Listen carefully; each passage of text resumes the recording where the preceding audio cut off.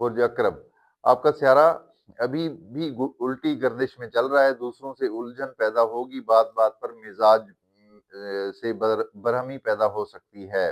کسی بھی سیاسی یا مذہبی بحث ہرگز نہ کریں۔ آپ کا پیسہ حاصل ہونے کے مواقع حاصل رہیں گے، بڑے بڑے کاروباری اداروں سے وابستہ اور اسٹاک مارکیٹ سے تعلق رکھنے والوں کو اچھے فوائد بھی ملیں گے۔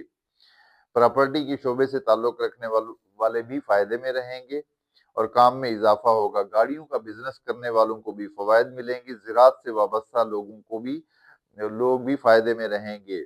نئے گھر کی بنیاد رکھنے اور نیا گھر خریدنے کے لیے بہترین وقت چل رہا ہے۔ ازدواجی معاملات میں آپ کی طرف سے جھگڑے کا آغاز ہو سکتا ہے، دوسری طرف سے امن رہے گا۔